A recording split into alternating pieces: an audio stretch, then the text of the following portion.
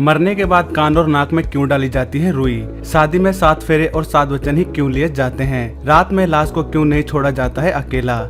क्या अंधे लोग भी सपने देखते हैं? गंगू तेली कौन थे? तो आइए दोस्तों शुरू करते हैं अपने इस पहले सवाल से। दोस्तों, आपने घरों या अपने आसपास देखा होगा कि जब किसी की मौत हो जाती है तो उसके कान और नाक में रुई डाली जाती है। लेकिन क्या कभी आपने सोचा है कि आखिर ऐसा क्यों किया जाता है? भले ही हम इन बातों को अनदेखा कर दें, लेकिन इन बातों का कोई ना कोई लॉजिक जरूर होता है। आज हम इसी लॉजिक के बारे में आपको बताने जा रहे हैं कि मरने के बाद किसी के नाक और कान में रुई क्यों डाली जाती है। वैज्ञानिक के अनुसार मृतक के शरीर को कीटाणु से बचाने के लिए नाक और कान में रुई डाली जाती है। दूसरा कारण यह भी है कि मरने के बाद मृतक के नाक और कान से द्रव निकलता है, उसे रोकने और सोखने के लिए कान और नाक में रुई डाली जाती है। ये सत्य गरुड़ पुराण से जुड़ा हुआ है। दरअसल गरुड़ पुराण के अनुसार मृत शरीर के खुले हिस्सों में सोने का कण रखा जाता है, जिसे साधारण भाषा में तुस कहते हैं। ये शरीर के 9 अंगों में रखा जाता है, जिसमें नाक, कान, आँख, मुंह सहित अन्य अंग शामिल है। इसके पीछे मान्यता यह है कि स्वर्ण अत्यंत पवित्र होता है। इसे मृत शरीर के अलग अलग हिस्से में रहने से देह की आत्मा को शांति मिलती है और उसके पापों को नाश होता है। सवाल नंबर 2, शादी में 7 फेरे और 7 वचन ही क्यों लिए जाते हैं? अधिकांश लोग सिर्फ इतना ही जानते हैं कि विवाह में पति पत्नी एक साथ 7 फेरे लेते हैं, पर ये कम ही लोग जानते हैं कि 7 फेरे क्यों और इन 7 फेरों के पीछे कौन से अर्थ छिपे हैं। हिंदू विवाह में 7 फेरों का कुछ खास ही महत्व है। 7 बार वर वधु कदम से कदम मिलाकर फौजी की तरह आगे बढ़ते हैं। रीतियों के अनुसार 7 चावल की डेरी या कलावा बांधे हुए सकोरे रख दिए जाते हैं। इन लक्ष्य चिन्हों को पैर लगाते हुए दोनों एक एक कदम आगे बढ़ते हैं, रुक जाते हैं और फिर अगला कदम बढ़ाते हैं। इस प्रकार 7 कदम बढ़ाए जाते हैं। प्रत्येक कदम के साथ साथ एक मंत्र बोला जाता है, पर हमारे समाज में पंडितों को नियम की अपुष्टि जानकारी होने के कारण उनके द्वारा 7 फेरे अलग अलग तरह से कराए जाते हैं। पर एक बात तो होती ही है और वो है 7 फेरे। आइए जानते हैं हिंदू विवाह में 7 फेरे ही क्यों लिए जाते हैं। 7 फेरों में पहला कदम अन्न के लिए उठाया जाता है, दूसरा बल के लिए, तीसरा धन के लिए, चौथा सुख के लिए, 5वां परिवार के लिए, छठा ऋतुचार्य के लिए और 7वां मित्रता के लिए उठाया जाता है। मतलब यह है कि पति पत्नी के रिश्तों में ईश्वर को साक्षी मानकर दोनों प्रण लेते हैं कि एक दूसरे के लिए अन्न ग्रह धन ग्रह करेंगे और मित्रता स्थापित करते हुए एक दूसरे के ताकत बनेंगे। ऋतुचार्य का पालन करते हुए न सिर्फ एक दूसरे को सुख देने का प्रयास करेंगे, बल्कि एक दूसरे के परिवार को भी हमेशा सुख देने के प्रयास करेंगे। हालांकि शादी के दौरान जाने अनजाने तो सभी 7 फेरे लगा लेते हैं, पर यदि आपसी तालमेल बिठाने में पति पत्नी सफल ना हो सके तो 7 फेरे लेने के बावजूद 7 जन्म तक साथ रहने की बात तो दूर, 7 कदम भी साथ चलना पति पत्नी के लिए दुभर हो जाता है। दोस्तों, जब हिंदू में विवाह होता है तो भावी पति अपनी 7 जन्मों तक साथ निभाने वाली संगिनी को 7 वचन देता है। इस सूत्र में हम देखेंगे कि वो 7 वचन कौन से हैं, उनका क्या अर्थ है। कन्या वर से यह 7 वचन मांगती है। पहला वचन, यज्ञ शुभ कार्य आदि मेरी सहमति के बाद ही करोगे और मुझे भी शामिल करोगे। दूसरा वचन, दान आदि के समय भी आप मेरी सहमति प्राप्त करेंगे। तीसरा वचन, युवा अवस्था, प्रौढ़ अवस्था और वृद्ध अवस्था में आप मेरा पालन पोषण करेंगे। चौथा वचन, धन आदि का गुप्त रूप से संचय आप मेरी सहमति से करोगे। पांचवा वचन, तमाम तरह के पशुओं की खरीदारी करते या बेचते समय आप मेरी सहमति लेंगे। छठा वचन, वसंत, गर्मी, बारिश, शरद, हेमंत और शिशिर जैसे सभी ऋतुओं में मेरे पालन पोषण की व्यवस्था आप ही करेंगे। सातवां वचन, आप मेरी सहेलियों के सामने कभी मेरी हंसी नहीं उड़ाएंगे और न ही कटु वचनों का प्रयोग करेंगे। वर द्वारा कन्या से लिए गए वचन, आप मेरी अनुमति के बिना किसी निर्जन स्थान, उद्यान या वन में नहीं जाएंगी। दूसरा वचन, शराब का सेवन करने वाले मनुष्य के सामने उपस्थित नहीं होंगी। तीसरा वचन, जब तक मैं आज्ञा ना दूं तब तक आप बाबुल के घर भी नहीं जाएंगी। चौथा वचन, धर्म और शास्त्रों के अनुसार मेरी किसी भी आज्ञा का उल्लंघन नहीं करेंगी। पांचवा वचन, उपरोक्त वचनों को देने के बाद भी आप मेरे वामंग में स्थित हो सकती हैं।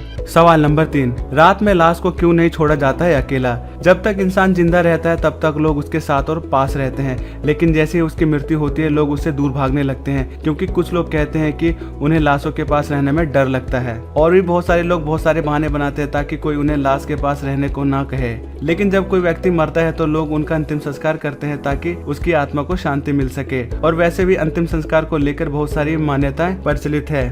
ऐसे में आज हम आपको अंतिम संस्कार से जुड़ी मान्यताओं के बारे में नहीं, बल्कि मृत्यु के बाद लोग लाश क्यों नहीं छोड़ते हैं अकेला, उसके बारे में बताने वाले हैं। दरअसल जब किसी व्यक्ति की मृत्यु रात में हो जाती है तो लोग उसे रात में शमशान घाट नहीं ले जाते हैं, बल्कि लोग लाश को घर में ही रखकर उस लाश की रखवाली करते हैं। लेकिन क्या आपने इस प्रथा के बारे में सोचा है कि आखिर क्यों लोग लाश को अकेले नहीं छोड़ते? यदि नहीं सोचा तो जरा सोचिए, क्योंकि इस बारे में जानकारी आपको होनी चाहिए। हालांकि इसके बारे में सोचना थोड़ा अजीब और टाइम वेस्टिंग काम लगता है, लेकिन हम आज जो आपको बताने वाले हैं उसके बारे में सुनकर आपको जरूर विश्वास हो जाएगा। आपकी जानकारी के लिए बता दें कि शास्त्रों के मुताबिक यदि दिन ढलने के बाद किसी व्यक्ति की मृत्यु हो जाती है तो उस व्यक्ति के शव को तुलसी के पौधे के पास रख दिया जाता है और उस लाश को अकेला नहीं छोड़ा जाता, क्योंकि मरे हुए व्यक्ति की आत्मा वहीं पर भटकती रहती है और वो सभी को देखती है।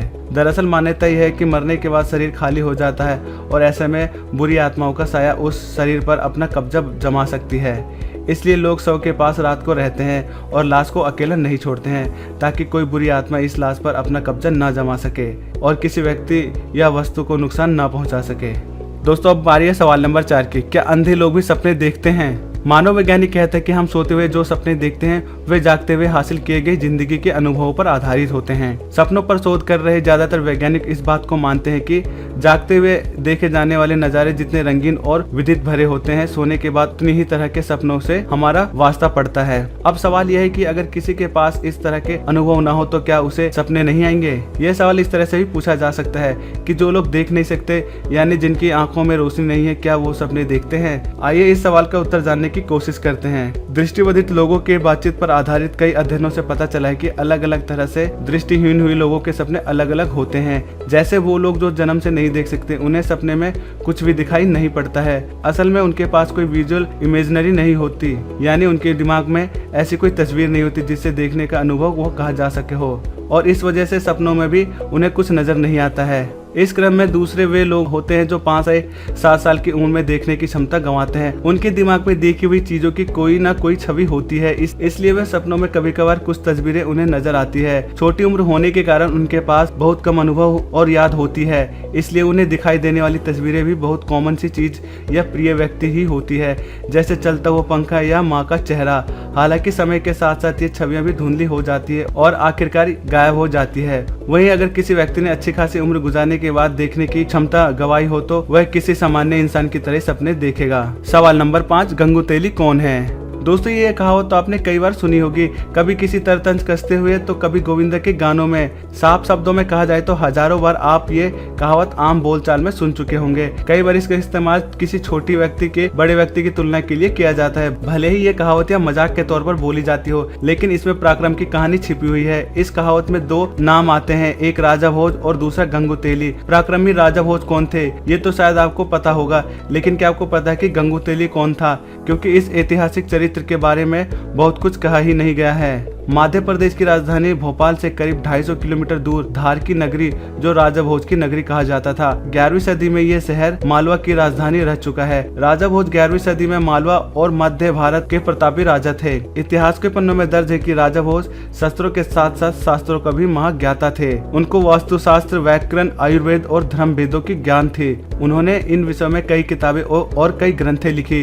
राजा भोज ने अपने शासनकाल के दौरान कई मंदिरों और इमारतों का निर्माण करवाया था। कहाँ राजा भोज कहाँ गंगू तेली कहावत से जिस गंगू तेली का जिक्र किया जाता है, दक्षिण के राजा थे गंगू कलुचरी नरेश गंगैया थे, जबकि तेली चालुक्य नरेश तेलांग थे। एक बार गंगे और तेलांग ने मिलकर राजा भोज की नगरी धार पर आक्रमण किया, मगर उन दोनों को राजा भोज के पराक्रम के आगे घुटने टेकने पड़े। दोनों मिलकर भी उनका कुछ भी नहीं बिगाड़ सके। इस लड़ाई के बाद धार के लोगों ने गंगे और तेलांग की हंसी उड़ाते हुए कहा कि कहाँ राजा भोज कहाँ गंगू तेली। तभी से ये कहावत चल पड़ी है और सदियों बाद आज भी आम बोलचाल में इस्तेमाल की जाती है। तो दोस्तों, बस इस वीडियो में इतना ही। दोस्तों, अगर ये जानकारी आपको अच्छी लगी तो ज्यादा से ज्यादा शेयर करें, ताकि ये जानकारी आपके दोस्तों तक भी पहुंच सके। और दोस्तों, अगर आप इस चैनल को पहली बार देख रहे हो तो इस चैनल को जरूर सब्सक्राइब करें। तो दोस्तों, जल्दी मिलेंगे आपसे अगली वीडियो में और भी 5 इंटरेस्टिंग सवाल लेकर। तब तक के लिए जय हिंद, जय भारत।